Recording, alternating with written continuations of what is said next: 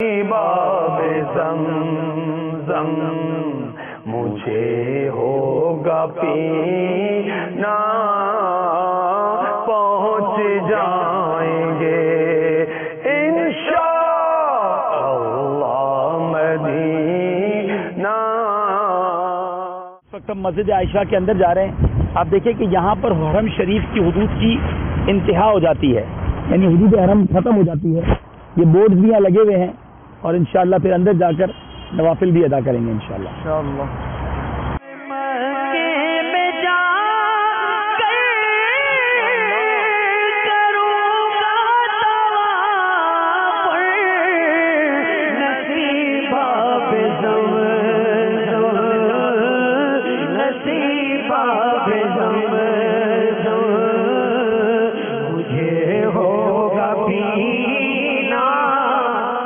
اللهم إني أريد العمرة فيسرها لي وتقبلها مني وأعني عليها وبارك لي فيها نويت العمرة وأحرمت بها للہ تعالی۔ اے اللہ عز و جل، میں عمرے کا ارادہ کرتا ہوں، میرے لیے اسے آسان اور اسے میری طرف سے قبول فرما، اور اس کو ادا کرنے میں میری مدد فرما، اور اسے میرے لیے بابرکت فرما۔ میں نے عمرے کی نیت کی اور اللہ عز و جل کے لیے اس کا احرام باندھا۔ جب بھی عمرے کی نیت کریں اس کے بعد ایک بار لبیک پڑھنا لازم ہے، 3 بار لبیک پڑھنا سنت ہے۔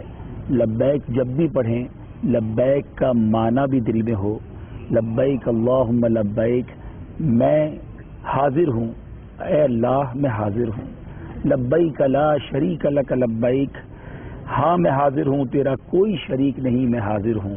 ان الحمد والنعمت لک والملک، بے شک تمام خوبیاں اور نعمتیں تیرے لیے ہیں، تیرا ہی ملک ہے، لا شریک لک، تیرا کوئی شریک نہیں۔ اس نیت کے ساتھ حاضری لگائیں گے تو انشاءاللہ دل کی کیفیت بھی بدلے گی۔ 3 بار مل کر لبیک پڑھ لیں، لبیک اللہم لبیک لبیک لا شریک لک لبیک ان الحمد والنعمت لک والملک لا شریک لک لبیک اللہم لبیک لبیک لا شریک لک لبیک ان الحمد والنعمت لک والملک لا شریک لک لبیک اللہم لبیک لبیک لا شریک لک لبیک ان الحمد والنعمت لک والملک لا شریک لک۔ صلو علی الحبیب صلی اللہ تعالی علی محمد۔ اب لبیک پڑھنے کے بعد دعا کی قبولیت کا وقت ہے۔ اپنے لیے، اپنی آخرت کے لیے، اپنے والدین کے لیے، پاکستان کے لیے، اپنے پیر و مرشد کے لیے دعائیں مانگنے کی۔ مٹا دے ساری خطائیں میری، مٹا یا رب،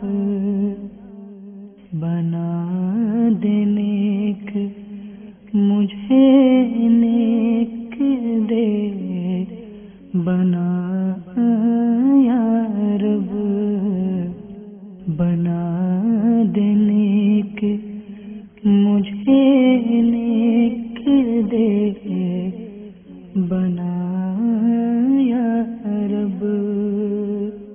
گناہگار ہوں میں لائق جہنم،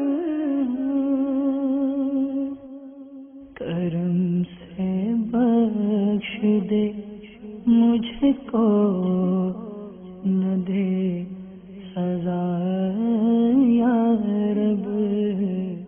میں نیت کرتا ہوں کہ میں آج کا عمرہ سیدی غوث اعظم رضی اللہ تعالیٰ عنہ، امام اہل سنت اعلیٰ حضرت اور امیر اہل سنت کے نام پر کروں گا انشاءاللہ۔